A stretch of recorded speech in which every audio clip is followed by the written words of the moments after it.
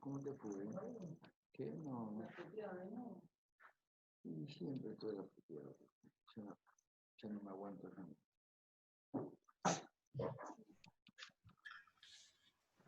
Ya no me aguanto nada. No sé cómo me aguanta hasta ahí. Hola, bueno, buenas tardes a todos, bienvenidos. Vamos a dar comienzo a la charla del día de hoy, del día miércoles. Hoy vamos a contar con la licenciada Constanza Pernice y Candelaria Abrines. Nos van a hablar de nutrición deportiva. Ellas están trabajando y han trabajado en el Club Aldo Civi, son de Mar del Plata las dos. Están trabajando, como dije antes, con los clubes profesionales de fútbol de Aldo Civi y Alvarado, el CIAR, que es el Centro de Alto Rendimiento de Rugby de Mar del Plata, que trabaja con la UAR, y con el equipo de natación del Club 11 Unidos, que tiene muchísimos representantes a nivel nacional y continental. Así que desde la EBRA y en lo personal, Constanza y Candelaria, les agradecemos muchísimo que vengan a compartir con nosotros sus experiencias, una parte muy importante de lo que tiene que ver con las actividades complementarias al deporte. Así que, bueno, bienvenidas, vuelvo a reiterar ese agradecimiento y les dejo la pantalla para que ustedes se terminen de presentar y comiencen con su exposición. Bueno, muchas gracias. Muchas gracias. Bueno, buenas tardes a todos. Gracias por la invitación. Vamos a empezar a transmitir ahí un PowerPoint que nos va a servir de guía un poco para guiar los contenidos que queremos expresar en esta charla, que obviamente no queremos que sea muy extensa, y tampoco queremos que no les dé un poco algunas recomendaciones prácticas a la hora de hablar de la alimentación en el deporte. Bien, vamos a arrancar directamente porque la presentación estuvo muy bien. Arrancamos con,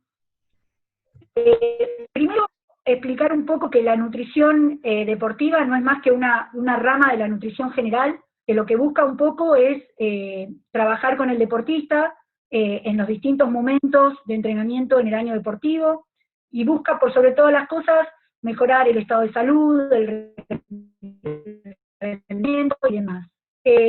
Vamos a empezar hablando de estos conceptos a lo largo de la charla, pero algunos se van a entremezclar, y bueno, no van a estar en este orden, pero sí, para tratar de no olvidarnos de nada, hicimos como un punteo de qué conceptos queremos que queden claros, y cualquier duda que tengan o cualquier inquietud, ya sea en el transcurso de la charla o al finalizar, bueno, estaría buenísimo que nos la hagan para poder que esto sea un ida y vuelta y no sea solo un monólogo. Bueno, lo primero que vamos a decir es que la nutrición deportiva, pasame Connie, cumple con algunos objetivos importantes dentro del deporte. El principal es, por sobre todas las cosas, es mantener la salud integral de cualquier persona o cualquier deportista y mejorar los hábitos alimentarios, en este caso del deportista. Por supuesto también tratar de que el deportista pueda expresar todo el potencial genético en cuanto a su crecimiento y desarrollo, que obviamente pueda cumplir con todo lo que tiene que ver con las modificaciones que tienen que ocurrir en su organismo por su crecimiento, por su pico de velocidad de crecimiento en distintos momentos de su vida, sobre todo cuando hablamos de adolescentes o de niños. En lo que tiene que ver con el deporte en sí, sabemos que mejora o facilita la recuperación entre los entrenamientos, como también en el entrenamiento en sí, cuando son entrenamientos muy intensos, porque hay distintas estrategias para el entrenamiento en sí, o cuando es intenso o cuando es muy extenso, tiene mucho volumen. También obviamente mejora el rendimiento no solo en la competencia, sino también en el entrenamiento. Disminuye notoriamente la incidencia de lesiones, y esto obviamente está comprobado y demostrado científicamente, que el deportista que está bien nutrido, que respeta todo lo que tiene que ver con la ingesta de sus calorías, de las calorías adecuadas, y que tiene una composición corporal óptima, tiene menor riesgo de lesionarse, y en caso de lesionarse, que es parte del deporte, y sobre todo el deporte de alto rendimiento, tiene facilitado los procesos de recuperación.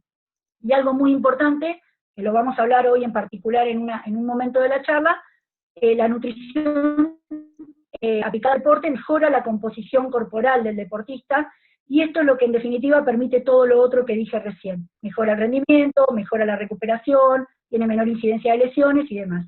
Y esa composición obviamente está determinada por el deporte que practica y el puesto que ocupa si son deportes de equipo. Bueno, para arrancar, vamos a ver un concepto importante. Cuando nosotros hablamos de un plan de alimentación para un deportista, tenemos que pensar que una de las primeras cosas que tenemos que tener en cuenta es el balance energético. ¿A qué llamamos balance energético? Bueno, la energía la obtenemos de las calorías. Las calorías es lo que nos dan los alimentos que consumimos. Los distintos nutrientes que componen los alimentos, que ahora vamos a ver cuáles son, tienen distintas calorías, nos dan distintas calorías. Eso es lo que va a permitir que el deportista tenga la energía necesaria, ya sea para practicar el deporte, para entrenarse, para competir, y para realizar todos los procesos que tenga que realizar como deportista. El físico va a estar adecuado, principalmente al objetivo de composición corporal. No es lo mismo un deportista que tenga que disminuir su masa adiposa, que aquel que tenga que aumentar su masa muscular, o aquel que tenga que mantenerse en su composición corporal porque ya está en un estado óptimo. Ahí la energía y el balance energético va a modificarse. Tampoco es lo mismo la energía que tiene que consumir un deportista cuando está en un periodo de entrenamiento de preparación general o pretemporada, a cuando está en momento de transición o de vacaciones, o cuando está en el periodo competitivo donde compite todos los fines de semana. Ni tampoco es lo mismo, porque esto está muy emparejado con lo que dije anteriormente, el tipo de entrenamiento que realice, y esto también está relacionado con el deporte que practica. Hay momentos del año en donde hacen dobles turnos, hay momentos del año en donde el entrenamiento es muy intenso, pero también es muy voluminoso, o sea, las variables de intensidad y volumen también son importantes a tener en cuenta. Y también otra cosa a tener en cuenta para definir las calorías o el balance energético de un deportista en su alimentación es el estado de salud general.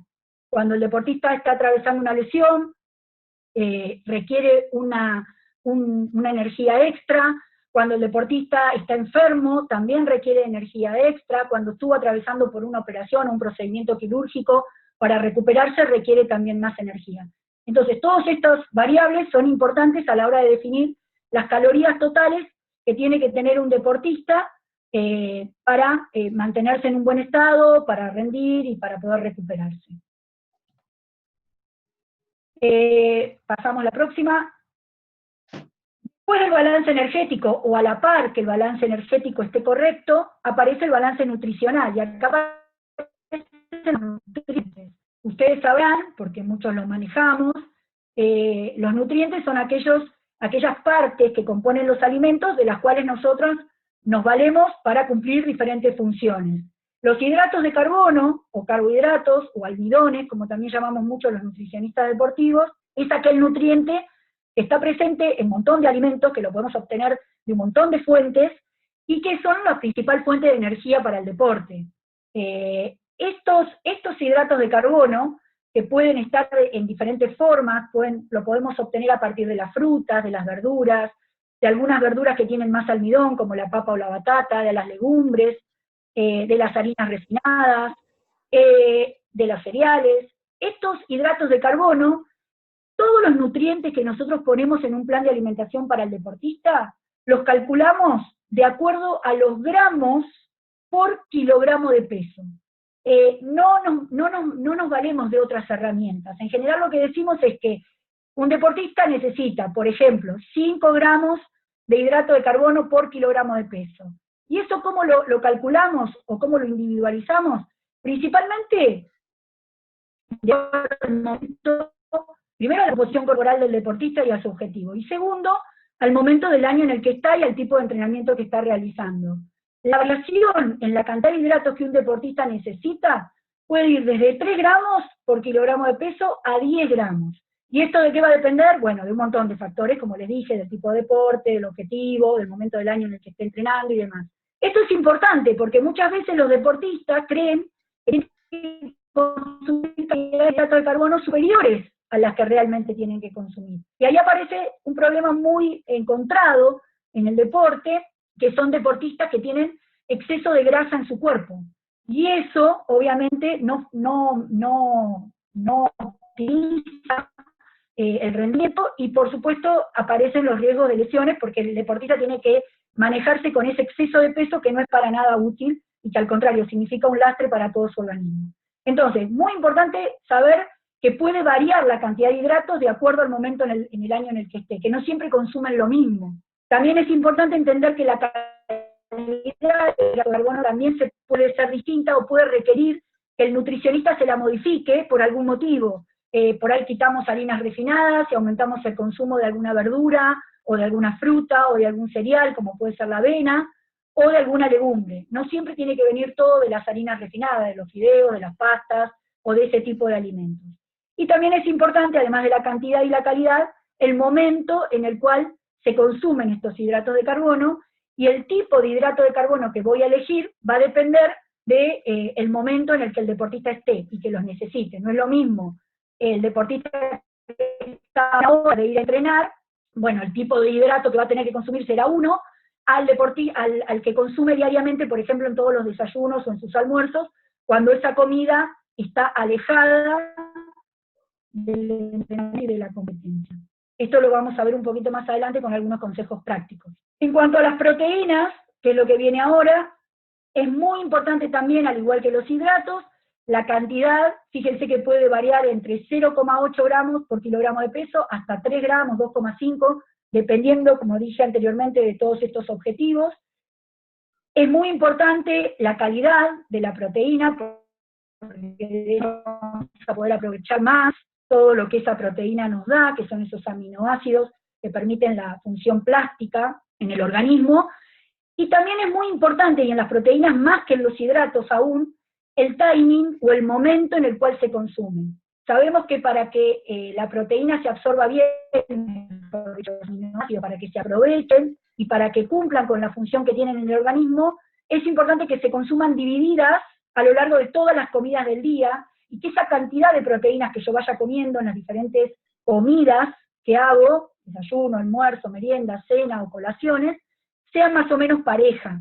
Si yo tengo que consumir 200 gramos de proteína en el día, por mi requerimiento, bueno, esos 200, si yo hago 7 comidas, estaría bueno que estuvieran divididos en cantidades parecidas, 30, 40 gramos por comida, y no que haya todas las proteínas a la noche, o todas las proteínas en el almuerzo, y no esté en el resto de las comidas del día. El timing o el momento es muy importante en las proteínas cuando hablamos de una dieta para el deportista. En cuanto a las grasas, que es la próxima filmina, acá lo que hacemos más que nada hincapié es que las grasas, la cantidad es la menos posible. Si bien son importantes en un plan de alimentación para un deportista, sería el nutriente menos importante, porque es el nutriente que en general consumimos cuando hacemos permitido, cuando nos damos algún gusto. O sea que la grasa es como que en general sobra, nunca falta. Entonces lo que nosotros hacemos mucho hincapié desde la nutrición deportiva y cuando hablamos con los deportistas, es en priorizar la calidad de las grasas. O sea, disminuirla al mínimo posible, usarla en algunos momentos importantes, por ejemplo en un post-competencia o en un post-entreno, y tratar de evitarla en el resto de las comidas en exceso. Y priorizar las grasas saludables por sobre las no saludables. Sabemos que hay grasas que son importantes, porque tienen ácidos grasos indispensables o esenciales, que se pueden recuperar o ingerir por otro por otro medio ni se pueden fabricar en nuestro organismo, entonces les pedimos que consuman aceites, no solo aceite de oliva, sino todo tipo de aceite, siempre en crudo, palta, frutos secos, la pasta de maní, los pescados. Bueno, todos esos alimentos nos proporcionan grasas de buena calidad y, por supuesto, evitar todo lo que sea industrializado, grasas de la manteca, grasas de origen animal, como la que está presente en las carnes o en las frituras. Y respecto al último grupo de nutrientes, dijimos hidratos de carbono, proteínas, grasas, y nos faltan las vitaminas y minerales, y por supuesto nos falta el agua, que va a tener un capítulo chiquito aparte. Las vitaminas y minerales son fundamentales, nosotros le decimos a los chicos que son como los pequeños soldaditos, que son chiquitos, que requieren en poca cantidad, pero que son indispensables para que todos los procesos en nuestro organismo, todos los procesos, digamos, todo lo que tiene que ver con la energía, se produzca de manera correcta, tienen que estar en las cantidades que se necesitan. Si no están, obviamente el cuerpo va a empezar a funcionar mal. Los sistemas energéticos también funcionan mal. Entonces, todo lo que son vitaminas y minerales, sabemos que la fuente más importante son las frutas y las verduras, que deben ser consumidas, obviamente, en todas las comidas. Las frutas también son una fuente de hidrato importante, que se usan en algunos momentos del entrenamiento y de la competencia, pero son la fuente principal de frutas, verduras, de vitaminas, minerales, fibra, que también es un nutriente importante en el deporte. Y en la salud. Bien. Para finalizar mi primera parte, digamos que, bueno, ¿cómo hago para meter todo esto en un plato o en una comida de un deportista, en un almuerzo o en una cena? Bueno, acá lo que quería hablar es la diferencia entre cuando hablamos de una alimentación para una persona normal, o que hace 3 veces por semana de gimnasio, a cuando hablamos de un deportista, y ni hablar de cuando hablamos de un deportista de alto rendimiento. Y yo bueno, ustedes habrán visto y verán, grandes en Google, muchas veces aparecen imágenes como esta, de planificadores de plato, de cómo armar el plato para que sea saludable, y entonces decimos siempre, más o menos, que tiene que haber verdura, más o menos medio plato, o un cuarto de plato, que tiene que haber una fuente de hidrato, y que tiene que haber una fuente de proteínas. Y armamos más o menos los platos así.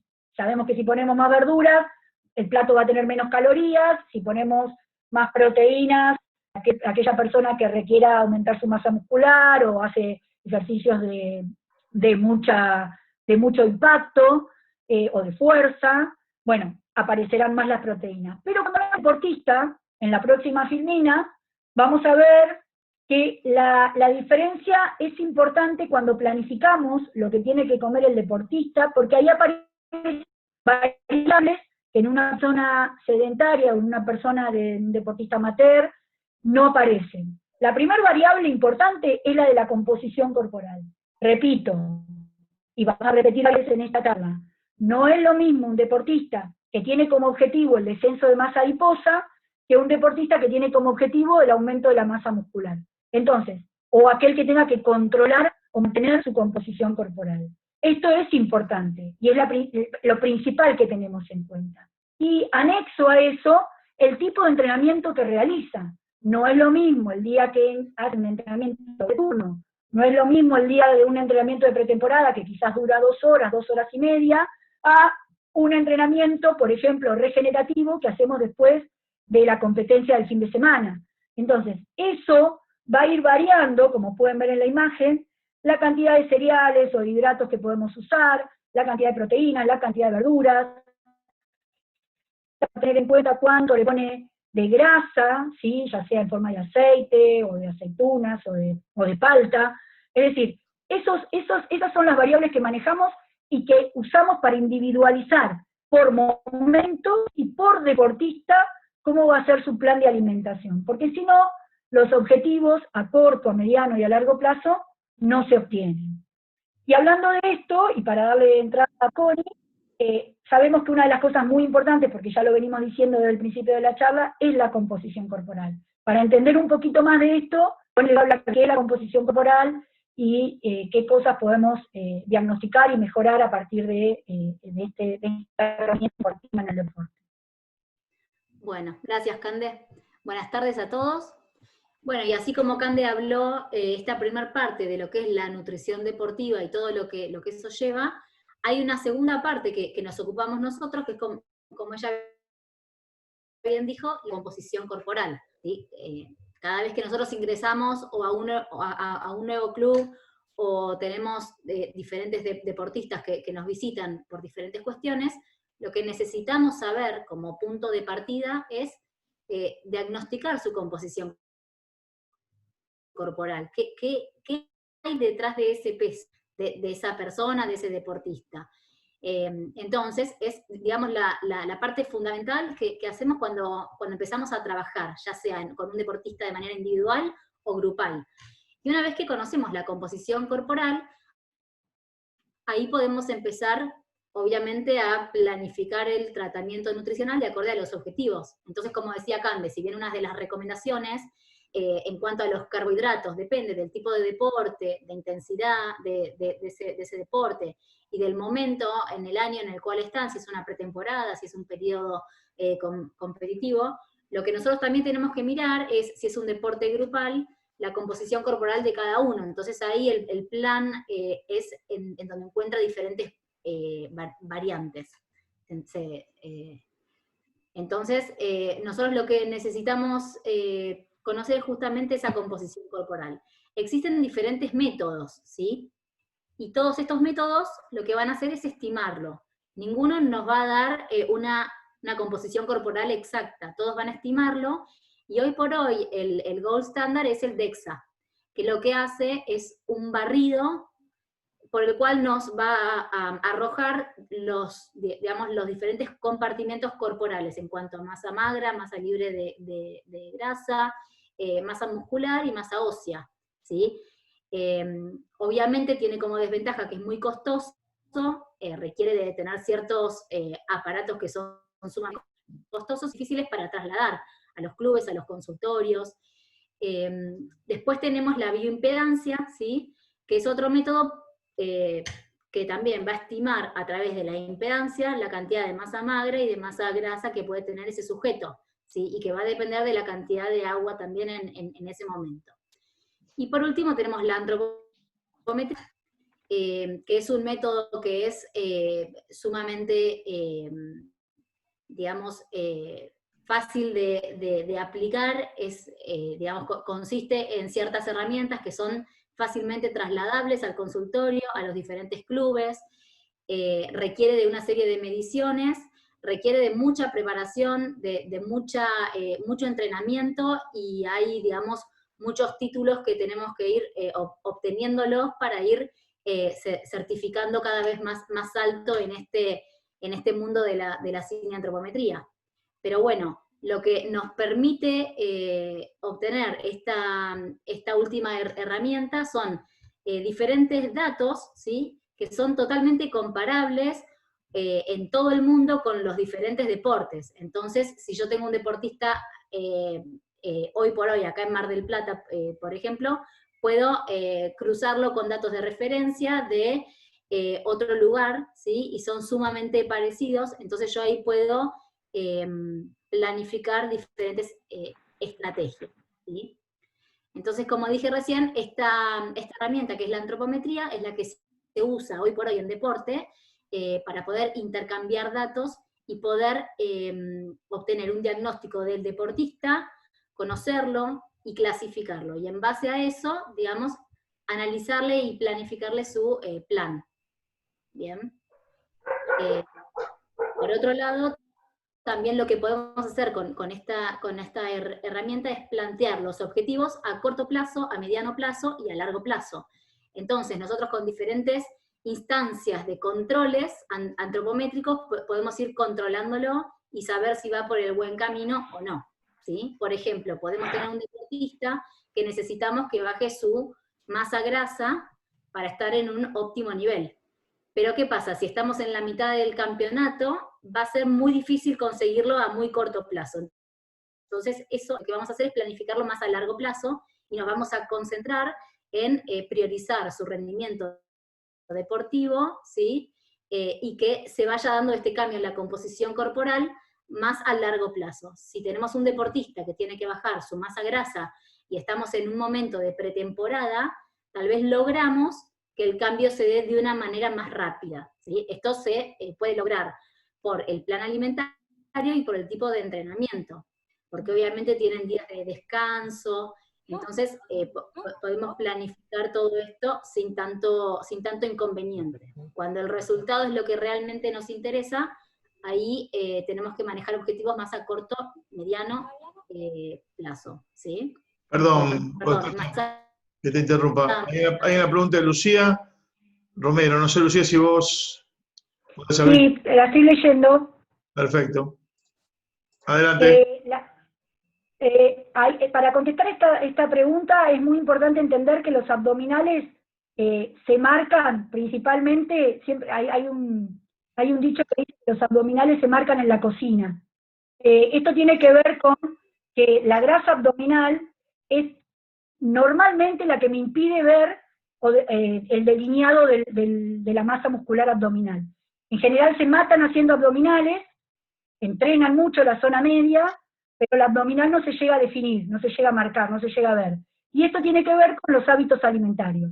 Comer comida no saludable, comer mucha grasa, comer mucho hidrato de carbono que no se usa, que no se gaste, que por lo tanto se transforma en grasa, eso está muy relacionado con que el abdominal nunca se marque, nunca se define. O sea que es muy importante la alimentación, la calidad de los alimentos, los horarios, la cantidad de energía que yo consumo, para que los abdominales se puedan marcar. Esto es clásico, se ve un montón en el deportista. Se mata entrenando, se mata haciendo abdominales, se entrena el core, hace todo perfecto, pero el contorno abdominal nunca aparece, o aparece, pero en la zona superior y nunca en la inferior. El consumo de alcohol también es un limitante muy importante para poder definir la zona media. Así que sí, las comidas no tan saludables, evidentemente, son las que menos ayudan a que se marquen los abdominales.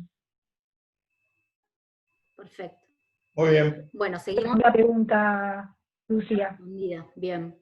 Seguimos con la próxima diapo, entonces. Lo que hacemos todos los antropometristas, entonces, es entrenarnos conociendo los puntos de referencia, ¿sí? ¿Por qué? Porque cada medida se va a tomar sobre un punto de referencia anatómico. Entonces, tenemos que estar bien entrenados en detectar este punto óseo, que es una referencia ósea que va a estar siempre en el mismo lugar, lo que nos va a permitir marcarlo el día 1 y el día, por ejemplo, 15, 20, ¿sí? Siempre en el mismo lugar. Entonces, siempre la medición va a ser sobre el mismo sitio anatómico. ¿Bien?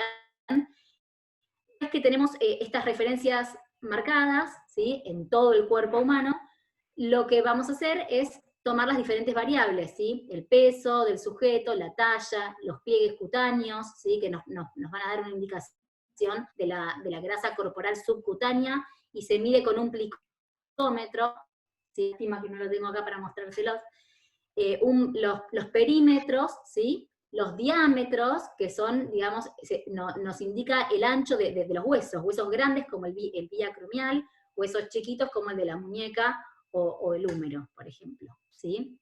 Y también vamos a medir las longitudes óseas, el largo de los huesos, ¿bien?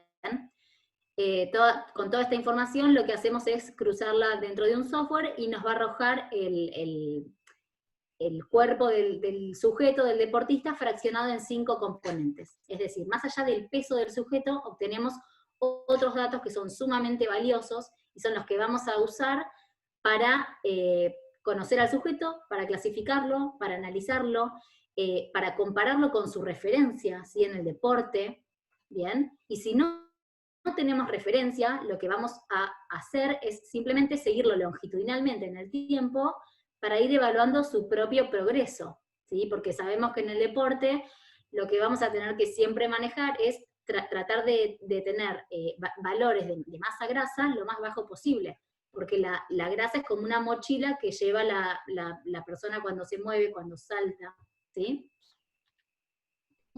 Y acá, bueno, vemos unas imágenes de las diferentes medidas que podemos ir tomando. Bien. Entonces, acá quiero detenerme y explicarle 2 cuestiones. Obviamente que para ciertos deportes es sumamente importante tener un peso adecuado, ¿sí? Y una talla adecuada. Pero eso no nos dice todo. Es decir, el peso del sujeto y la talla, que tiene mucho que ver con la carga genética, son sumamente importantes para tener cierta ventaja y ciertas cualidades en algunos deportes, ¿sí? Pero son valores que nos quedan cortos para poder profundizar, ¿sí?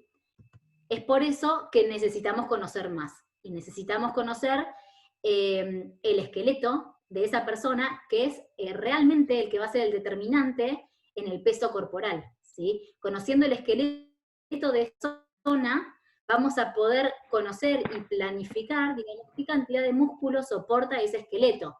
Y vamos a conocer también qué relación existe entre cantidad de músculo y esqueleto para cierto deporte. Entonces vamos a planificar nuestros objetivos en función a eso, en función a la relación que nosotros queremos que el sujeto tenga en cuanto a su músculo y a su esqueleto, comparado con el deporte. Lo que nosotros conocemos, y está comprobado, es que cada kilo de esqueleto, o sea, cada kilo de masa ósea que vamos a conocer nosotros a través de la antropometría, soporta entre 4,5 y 5 kilos de músculo, ¿sí? Entonces nosotros vamos a poder planificar nuestro objetivo de masa muscular en función a esta relación, al índice músculo óseo, ¿sí? Cantidad de músculo total sobre cantidad de hueso total que tiene esa persona, y la vamos a comparar con el deporte de referencia, ¿sí? Entonces, como ven acá en esta imagen, realmente la masa esquelética es lo que nos va a determinar la cantidad de músculo en kilogramos que esa persona puede obtener. Y es acá en esta tríada donde nosotros como nutricionistas vamos a estar prestando siempre mucha atención. Vamos a estar relacionando siempre la cantidad de masa muscular con la adiposidad, ¿sí? Porque sabemos que la grasa es una mochila, es un lastre, y vamos a estar relacionando la cantidad de masa muscular con la masa esquelética. La masa esquelética nos va a determinar la cantidad posible de músculo que nuestro deportista puede llegar a obtener. ¿Sí? Y acá es muy importante, perdón Connie, que este trabajo siempre se hace en equipo, porque nosotros damos la parte nutricional y el preparador físico o el entrenador tiene que dar la otra parte, porque siempre esto es un trabajo en equipo. Entonces, acá es donde aparece, dentro de lo que es el equipo médico de un equipo profesional o de un deportista, tenemos que trabajar sí o sí de manera mancomunada, porque si no estos objetivos no se logran. Tiene que haber una comunicación entre el que se encarga del entrenamiento físico, ya sea del gimnasio o entrenamiento de cancha, y la nutricionista, para poder lograr estos objetivos con el deportista. Exactamente. Si nosotros, por ejemplo, damos un plan alimentario para aumentar masa muscular y el profe planificó otro objetivo, nunca veamos el logro. Y puede pasar al revés también. Si el profe planificó un entrenamiento para aumento de masa muscular y nosotros estamos intentando que ese deportista baje grasa y que mantenga la cantidad de músculo, tampoco vamos a lograr lo que se busca. Así que bueno, el índice músculo óseo, ténganlo presente, tal vez algunos ya lo conocen por estar en el deporte, pero es el indicador por excelencia de la cantidad máxima de masa muscular que el deportista puede aspirar a obtener. Y acá es profundizar un poco en el informe que nosotros obtenemos de la antropometría, del estudio que nosotros hacemos. Es un informe en el cual se ven muchos números, nosotros siempre lo ayudamos y lo usamos como soporte la foto visual del deportista de frente y de perfil, entonces no solamente nos basamos en los números, sino también visualmente vamos viendo esos cambios. Vamos a hablar siempre de kilogramos. Si bien vamos a tener los datos tanto en porcentaje como en kilogramos, todas las referencias están publicadas en kilogramos, entonces vamos a mirar siempre esta columna. Por el simple hecho de que si algún valor cambia, el porcentaje también. Entonces siempre nos vamos a guiar con el valor absoluto, que va a ser los kilos. Kilos de masa adiposa, que es la grasa, kilos de masa muscular, que bueno, es el músculo, kilos de masa residual, que serían las vísceras, los órganos, ¿sí? Kilos de masa ósea, esta masa ósea corresponde nada más y nada menos que a su carga genética, no podemos modificarla, ¿sí? Y kilos de masa de la piel. Todo esto va a conformar este peso de este paciente, que por ejemplo son 107 kilos, 600 gramos, ¿sí? Después vamos a mirar también la sumatoria de 6 pliegues, ¿sí? De los pliegues que vamos a tomar, que son 8, en realidad vamos a mirar 6 para sumarlos y para tener un número que se puede comparar con los datos de referencia. Entonces vamos a conocer la sumatoria de 6 pliegues para cada deporte específico y lo vamos a ir comparando, ¿sí? Siempre vamos a intentar que esta suma se mantenga baja, ¿sí? Que esta suma nos dé que el paciente es magro.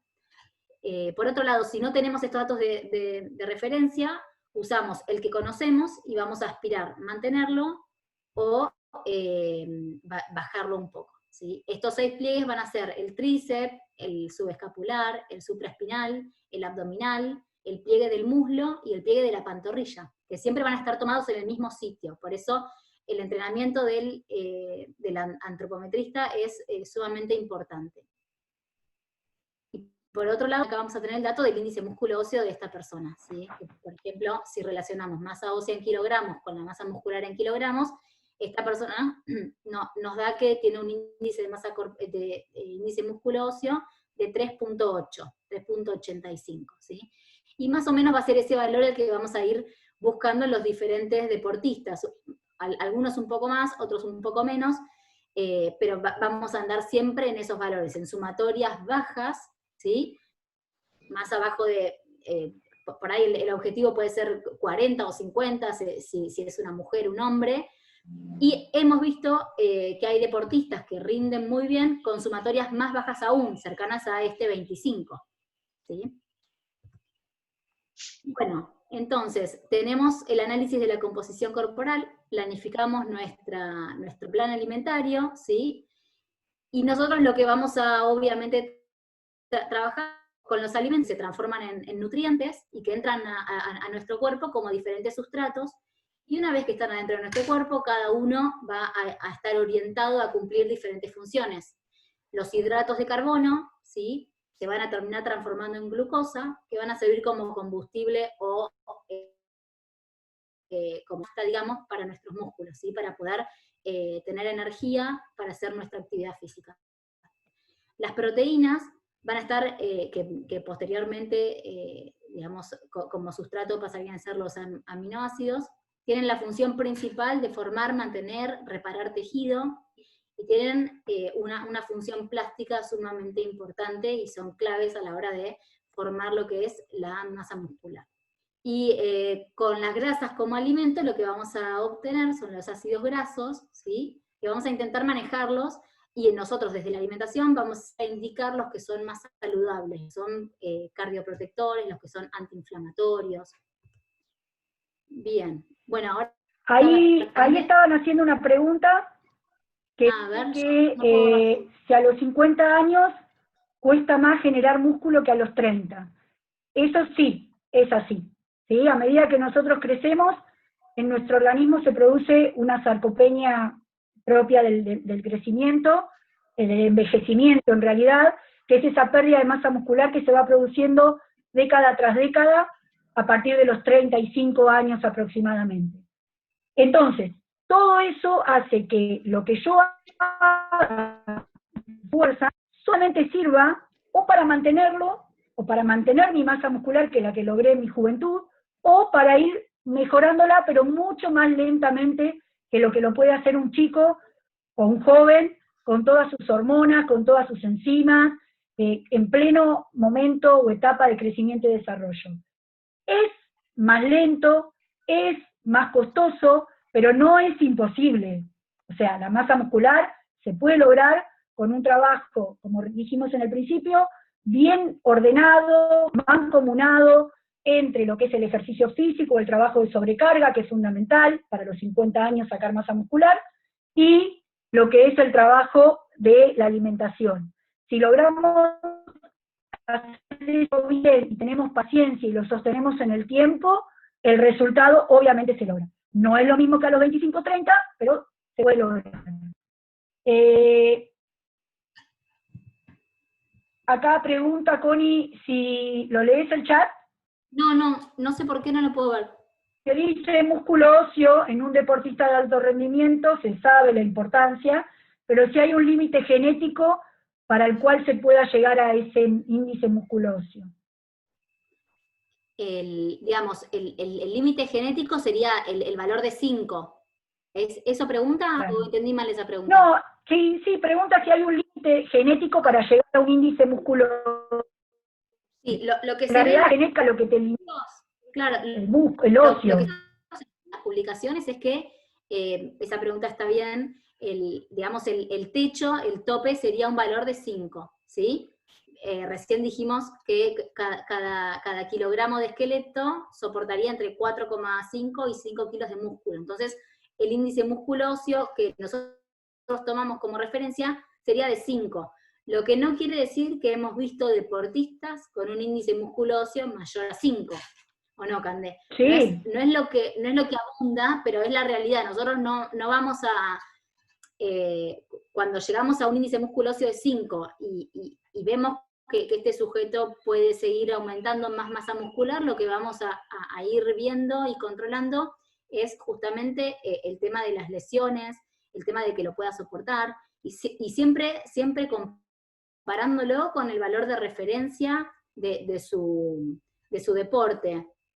Vemos, por ejemplo, en rugby hay algunos casos, algunos puestos en donde el índice musculoso de referencia es por encima levemente por encima de 5. Entonces vemos con qué deportista podemos aspirar a un poquitito más de 5. ¿Sí? Y siempre en el índice músculo óseo hay que tener en cuenta cómo el deportista se siente, cómo el deportista está rindiendo, la prevalencia de lesiones. Los deportistas que se lesionan mucho a veces es porque tienen, la masa muscular no tiene que ser al máximo a lo que dé. Cuanto más masa muscular no significa que el deportista va a rendir más.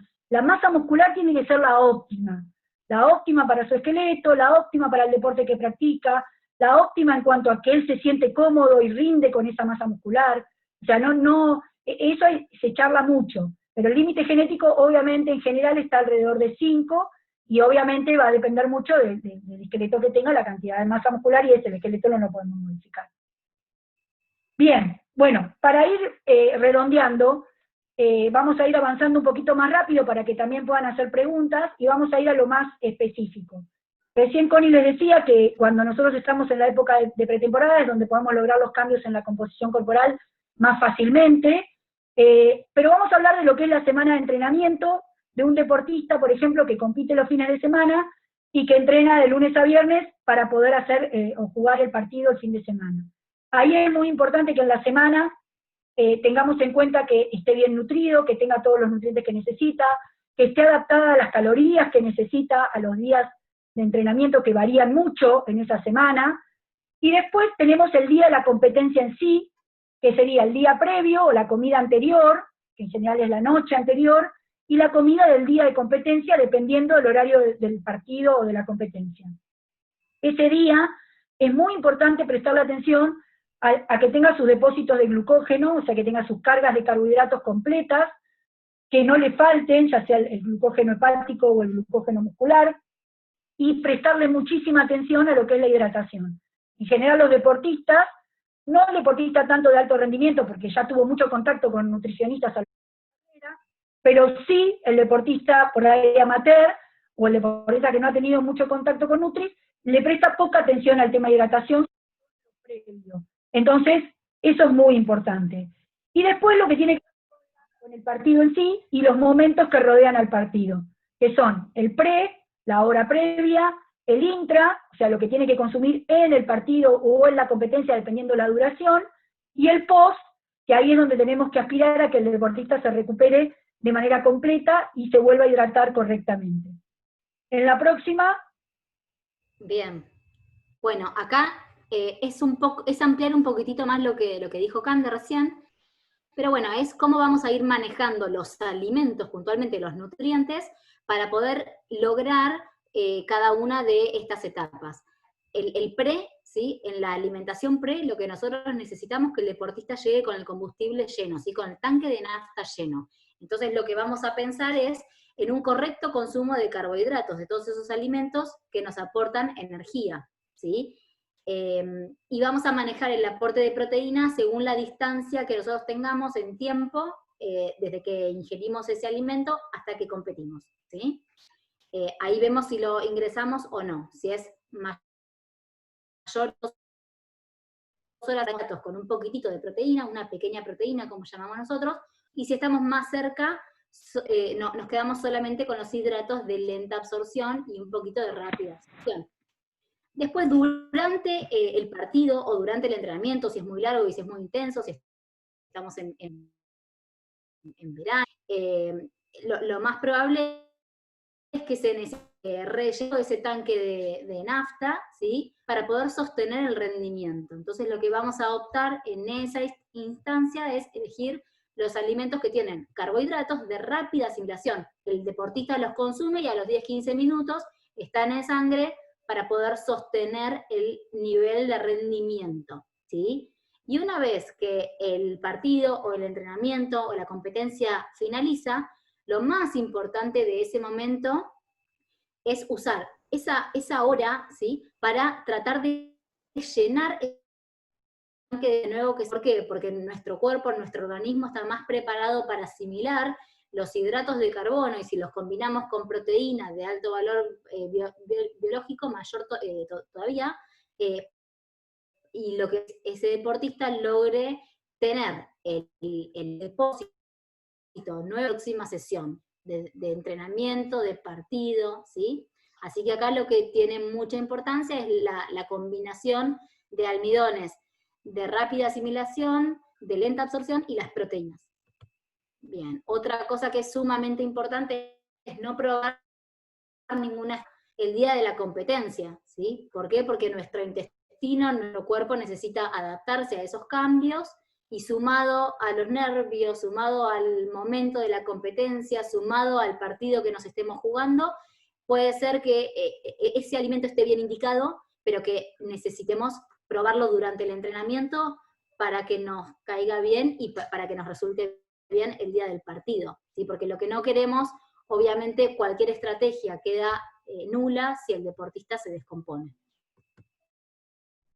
Bien, y acá también 4 conceptos claves para que se lleven ustedes de lo que necesitamos el día de la competencia, ¿sí? El día de la competencia tenemos que llegar a ese momento con nuestro combustible, tanque de nafta lleno, nuestro glucógeno muscular lleno, ¿sí? Eso se logra con el consumo de los hidratos de carbono. Nuestro sistema digestivo liberado, nosotros tenemos que pensar que nuestra sangre tiene que estar lista para asistir a los músculos, y no para hacer el proceso de digestión. Es por eso que manejamos tiempos para hacer las diferentes ingestas. Tenemos que llegar con un estado óptimo de hidratación. Ahora Cande les va a explicar un poquitito más sobre esto, ¿sí? Pero está demostrado que un deportista que esté deshidratado, automáticamente lo que va a disminuir es su nivel de rendimiento. Y por último, tenemos que llegar descansados, ¿sí? Con un estado óptimo de descanso. Cuando finaliza nuestra competencia, lo que tenemos que pensar nosotros como nutricionistas es que nuestro deportista tenga la capacidad de recargar ese combustible lo antes posible, ¿sí? Porque cuanto antes iniciamos este proceso, mejor, ¿sí? Mayor cantidad de combustible podemos llegar a asimilar, y eso nos va a hacer mejores deportistas. Bien. Después lo que tenemos que hacer es reponer todo ese líquido que se perdió durante el partido, reponer las sales, ¿sí? Y obviamente hay bebidas que también tienen carbono que nos ayudan a reponer este tanque de nafta. Luego tenemos que pensar en reparar nuestros tejidos que se dañaron, fibras musculares, ¿sí? Entonces lo vamos a hacer con el aporte adecuado de proteínas, en relajar, ¿sí? Después de semejante trabajo y semejante estrés, nuestro cuerpo necesita descansar para lograr hacer una síntesis proteica y un aumento de masa muscular óptimo. Bien, ahora sigue Cande. Acá en hidratación vamos a ir pasándolo rápidamente para entender que, bueno, como dijo Connie, es fundamental el estado de hidratación. Nosotros tenemos diferentes maneras de medir y de individualizar la hidratación del deportista. Podemos individualizar a través del peso antes y el peso después, para que vean que a todo nivel es importante. Acá este verano lo hicimos con las Leonas, cuando vinieron a jugar una serie de partidos a Mar del Plata, hicimos el peso antes y el peso después para evaluar la cantidad de líquidos que ellas perdían. Les habían tocado unos días de muchísimo calor, y el entrenador había notado que muchas se habían descompuesto, les había bajado la presión, no estaban rindiendo, tenían dolores musculares, y nos pidieron a nosotras, porque la nutricionista del equipo no estaba, si podíamos ir a hacerle el test de la tasa de sudoración. Que no es más que esto, pesar al deportista antes, pesar al deportista después, y con una serie de mediciones, la cantidad de líquido que tomó, si fue a orinar o no, se pone todo eso en una fórmula, y se puede determinar la cantidad de líquido que el deportista perdió, y por lo tanto, cuánto necesita para recuperar de manera correcta. Pero algo fácil que nosotros hacemos mucho en el deporte es pesar antes, pesar después, y decirle, bueno, ¿perdiste 1 kilo? Perdiste 1 litro de agua. Entonces, en el transcurso de la hora que viene, recuperá ese litro lo antes posible. Acá están digamos, las recomendaciones generales. Si el deportista está bien hidratado, una manera de saberlo, cualquier persona, es con el color de la orina, teniendo en cuenta que ese color se puede modificar si un deportista toma determinada cantidad de vitaminas o algunas medicaciones, pero en general es un indicador que nos sirve. Estas son las recomendaciones generales, después las individuales se pueden ajustar de acuerdo al clima, de acuerdo al deportista, de acuerdo al deporte que practica, si es en ambiente cerrado o es al aire libre, pero en general 500 mililitros antes de cualquier competencia, cualquier entrenamiento, la hora previa, durante tratar de consumir siempre a pequeños sorbos, no consumir todo de golpe. La temperatura mejor es una temperatura ambiente, para que se absorba bien, y después siempre tratar de recuperar el peso perdido y un poquito más. Esas son las recomendaciones generales que se dan para la hidratación en el deporte.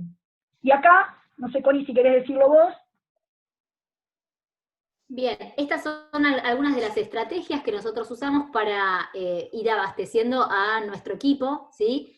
En la previa del partido, en el entretiempo y el post, ¿sí? Como ustedes pueden ver, en este caso es un vestuario de un equipo de fútbol.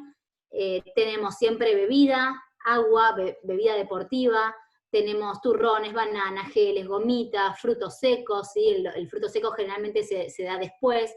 Entonces nosotros llevamos un arsenal de alimentos, ¿sí? que nos convienen para este momento, y los vamos preparando en la mesa, ya sea el antes del partido, el durante y el después, ¿sí? Estamos siempre ahí porque son los momentos claves para que nuestro deportista pueda obtener todos estos beneficios.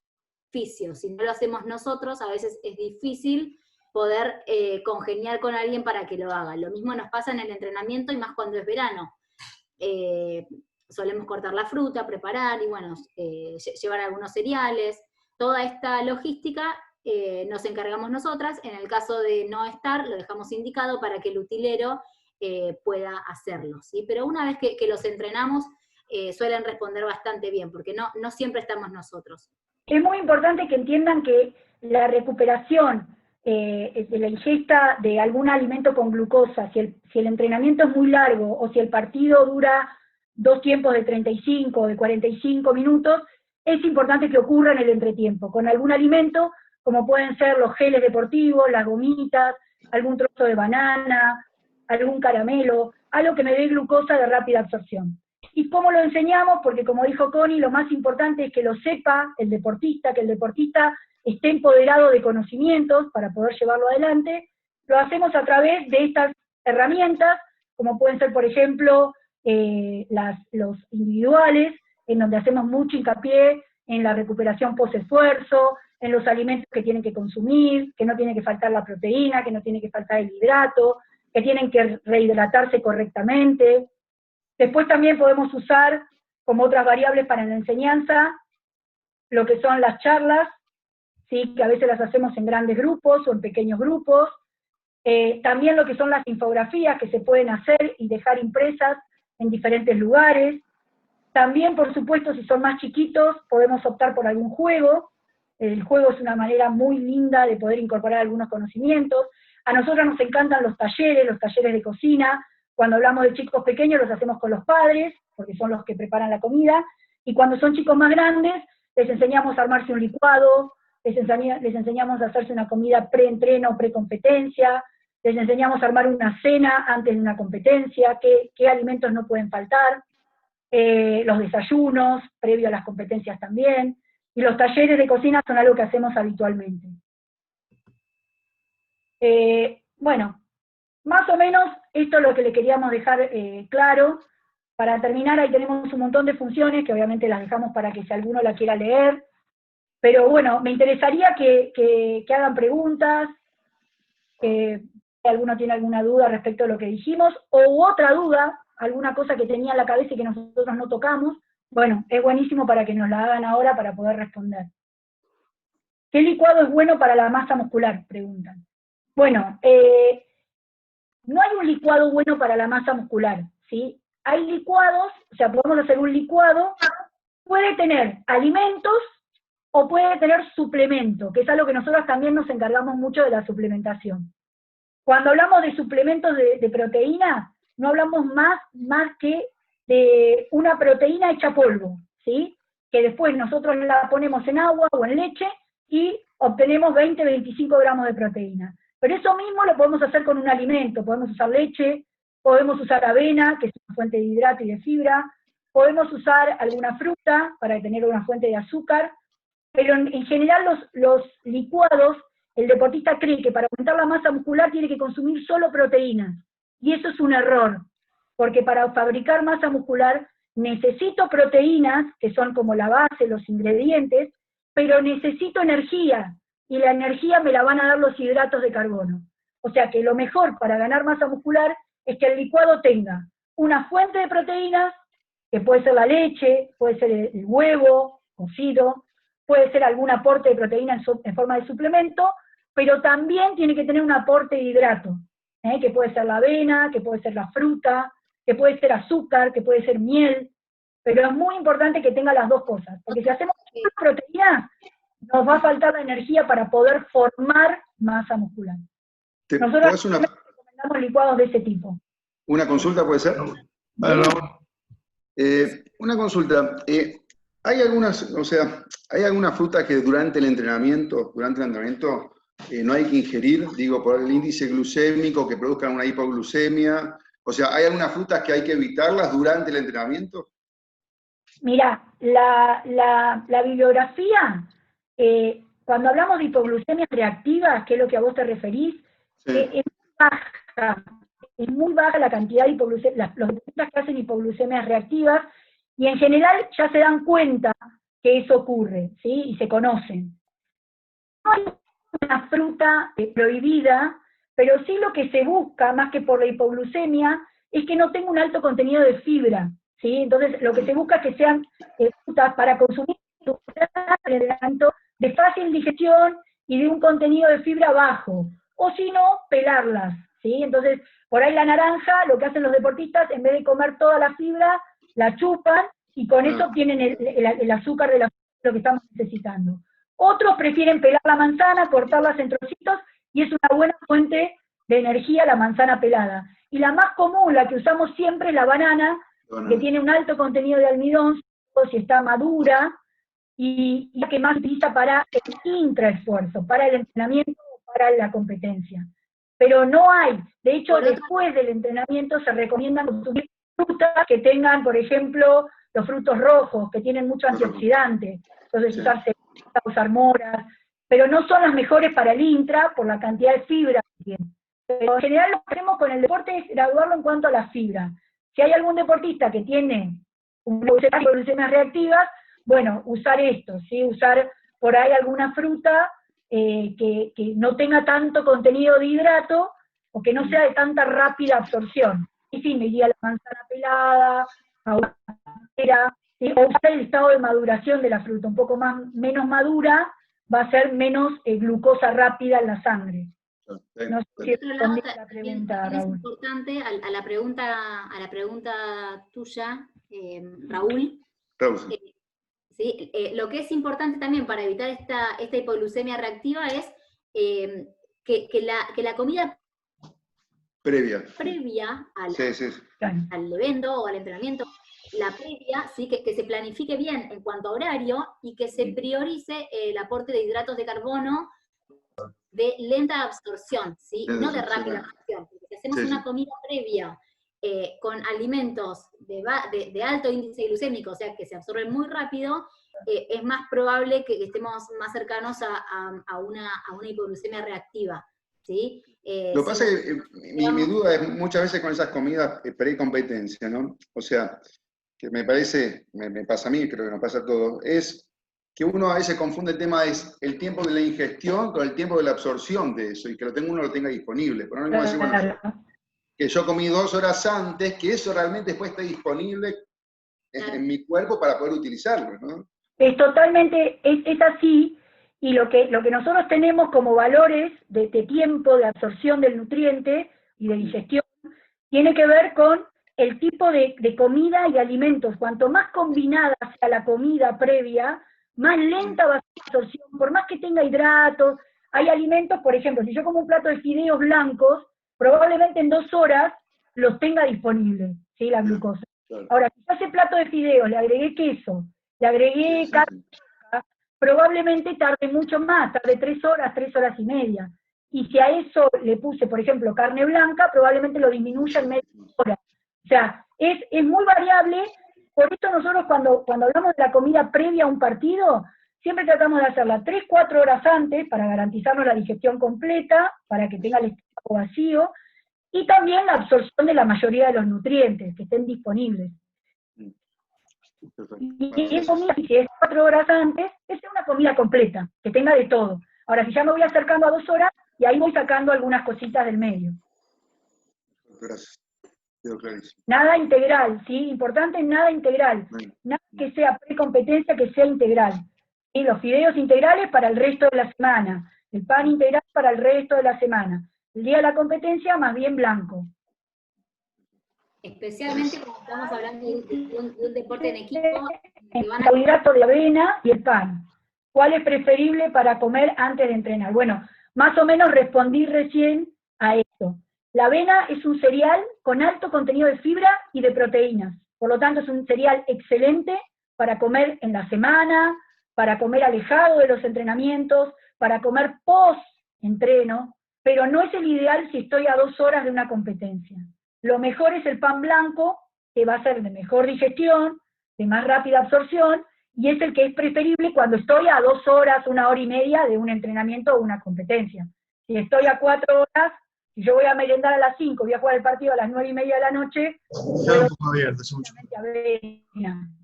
Y eso me va a permitir unas hipoglucemias reactivas. No sé si respondí la pregunta, Agustín. Lo que nosotros vamos a manejar siempre es la recomendación según con quién estemos hablando. Si estamos hablando de hacer una recomendación y de adaptar una comida para un equipo entero que concentra todos juntos y que van a comer todos el mismo menú, vamos a ir, como dice Cande, a lo más básico.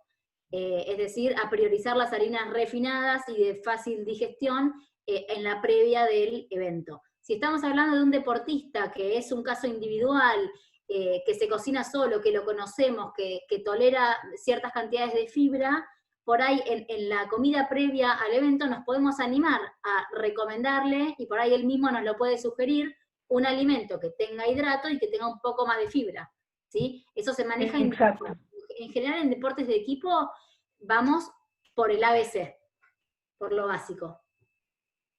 Bien, yo tengo 2. A ver.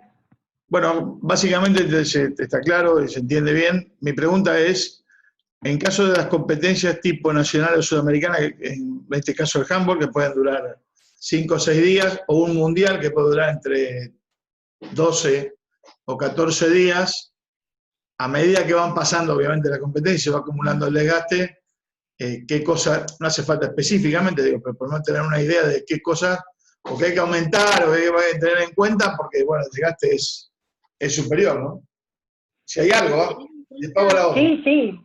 Sí, tener en cuenta siempre digamos, el proceso y el entrenamiento para llegar a esa instancia competitiva. O sea, ya el deportista y el equipo tiene que llegar entrenado.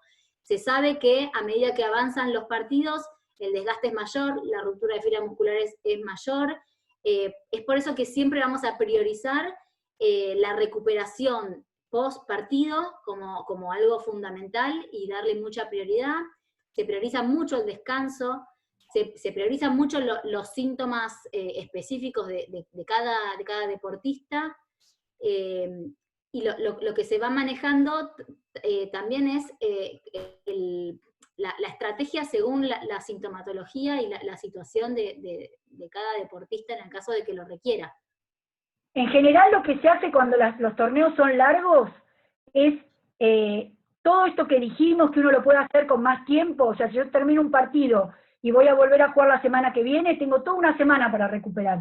Tengo una semana para recuperar hidratación, si no me hidraté. Cuando estamos en una competencia en la cual al día siguiente tenemos que volver a competir, y capaz que jugamos un partido a la tarde, al otro día jugamos a la mañana, bueno, ahí todas las alertas tienen que estar en la post-competencia. O sea, el deportista tiene que tener desde el vestuario, empezar con la recuperación en el vestuario. ¿Y qué alimentos? Bueno, ahí ya tiene que tener algún cereal, algún pan, alguna fuente de proteína, como puede ser queso, como puede ser un jamón magro, trocitos de pollo. Eso en el inmediato. Y la hidratación, que es clave, ¿sí? Porque el deportista tiene que hidratarse inmediatamente. Y después de ahí decir, bueno, las 5 horas, 4 horas siguientes, ya planificar la comida bien completa, con una fuente de hidrato de lenta absorción, una buena fuente de proteínas, una buena cantidad de verduras para tener vitaminas y minerales, y volver a seguir insistiendo con la hidratación. O sea, ahí las comidas post-competencia son sumamente importantes, ¿sí? Porque si no, no hacemos a tiempo a recuperarse. Y ahí aparece el suplemento, que muchas veces nosotras no la usamos en lo habitual, porque el deportista se puede manejar con alimentos, pero quizás no hace a tiempo a recuperar algunos nutrientes, y ahí sí se hace importante la utilización de suplementos deportivos para ayudar a esa recuperación para que sea completa, ¿no? Y ahí sí obtener una ventaja deportiva respecto al equipo que no la hace o no la tiene dentro de su estrategia. Ahí sí aparece por ahí el suplemento de proteínas, ahí puede aparecer un ganador de peso que es como una comida completa, que el deportista por ahí, lo que nos pasa mucho es que el deportista entrenó, compitió, jugó, el partido fue duro, extenuante, hubo mucho roce, y por ahí el jugador no tiene mucho hambre en lo inmediato. Entonces ahí tenemos que estar con algún suplemento, algún licuado, algún batido, que me permita ya empezar la recuperación, aunque el deportista no tenga apetito. Entonces no podemos usar solo los alimentos. Y por ahí a la noche un aporte de proteínas extra con algún batido, con algún whey protein.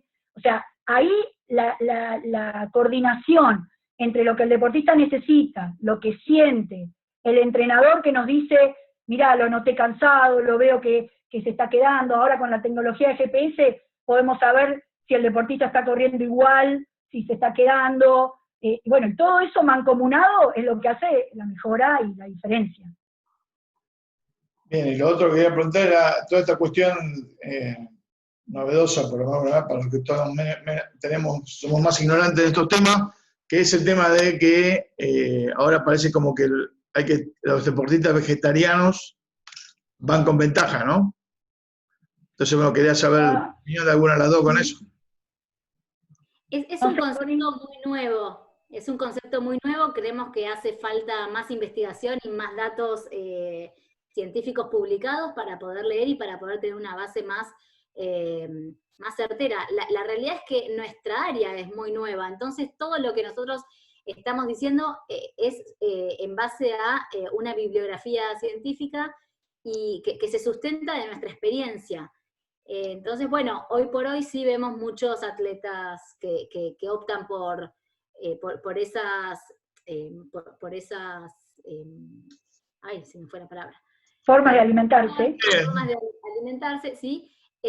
Vemos que tienen buenos resultados, vemos que otros se quedan en el camino, pero bueno, lo más importante es hacerlo con un buen asesoramiento, con conciencia, con constancia, Y como decimos recién, todo tiene que planificarse y entrenarse, desde un cambio en un estilo de alimentación, desde una planificación para cómo alimentar a un equipo en un viaje. Eso tiene que entrenarse desde casa, digamos. No podemos llegar allá y que el deportista se encuentre con que hay platos nuevos, platos diferentes. Todo tiene que estar muy entrenado. Eso es lo que Mi opinión, si me permiten, es que el vegetarianismo, sobre todo en el alto rendimiento, tiene que ser muy, muy bien llevado adelante con una nutricionista, con el médico, con análisis bioquímicos a 6 meses, para observar que no tenga ninguna deficiencia de micronutrientes. Y para mí, los resultados buenos los obtienen al principio, porque el vegetariano deja de comer, en general, alimentos que tienen mucha grasa, entonces empieza a perder grasa al principio, se siente más liviano, se siente mejor, y después, a largo plazo, si no hace las cosas bien, con control médico, con una buena complementación o suplementación de proteínas, en general el rendimiento baja o aparecen las lesiones, que obviamente el que es vegetariano te va a decir que no viene de los vegetarianos, que para mí, esto es bien personal, si no hace la alimentación como corresponde, si no complementa las proteínas vegetales, si no consume algún alimento que le dé una buena proteína, y no se cuida de algunos nutrientes o micronutrientes, para mí esto aparece. Y eso me lo dice la experiencia, no es evidencia científica, porque como dijo Connie, es muy nuevo. Seguro. Bueno, genial. ¿Alguna pregunta más?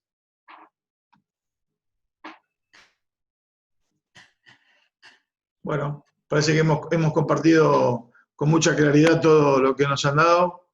La verdad que ha sido muy completo. La verdad que para mí como entrenador lo mismo, para conocer algunas cosas más. Imagino que a todos los que estamos acá, que la mayoría los que veo son entrenadores, y los que están viendo por la fanpage o algo, seguramente que sí. Así que, bueno, agradecerles otra vez muchísimo la participación. Lamento que no hayamos podido conocernos antes ahí en el Congreso de Mar del Plata cuando lo íbamos a hacer, y esta pandemia lo postergó, lo vamos a hacer, y ahí nos volveremos a ver de forma personal. Y nada, agradecerles otra vez, la verdad que ha sido muy bueno, agradecerle a todos por estar, así que bueno, las dejo primero para que ustedes se despidan y después cerrar un poco esto. Bueno, por mi parte, gracias por la invitación, la verdad que nos gusta. Hoy cuando leí el flyer que decía compartiendo pasión, me pareció alucinante, porque para nosotros la nutrición deportiva es una pasión. Si no, no podríamos trabajar de esto. Nos encanta estar en el equipo ahí, en la cancha, en el campo, nos encanta la actividad con los jugadores de cualquier deporte, nos gusta el deporte y nos gusta ayudar a mejorar a los deportistas, y siempre trabajando en equipo. Nos encanta el trabajo en equipo, por eso me pareció alucinante y aceptamos la charla, porque era con entrenadores, que nos parece fundamental, porque son parte del equipo en el cual nosotras trabajamos. Así que muchísimas gracias, y bueno, esperemos vernos personalmente en el Congreso, si se hace. Ojalá que sea pronto. Ojalá. Lo que dijo Can está súper completo, pienso exactamente igual. Y bueno, simplemente gracias por la convocatoria y por escucharnos. Esto es lo que nosotros hacemos. Bueno, reitero las gracias. Mañana a las 6 de la tarde vamos a estar con Juanín García, el mítico extremo izquierdo de España. Así que los convoco a que estén y también a que inviten a sus extremos jugadores de sus equipos para que puedan escucharlo. Va a ser así como fue la de Gonzalo en los pivotes, o Seba el otro día, no sé cómo juega central. Bueno, mañana vamos a tener uno de los mejores exponentes de la historia del balonmano mundial, así que bueno, nada, a cuidarse como hasta ahora, mantenerse en casa, y nos estamos viendo mañana. Un abrazo. Chao, muchas gracias. Chao a todos.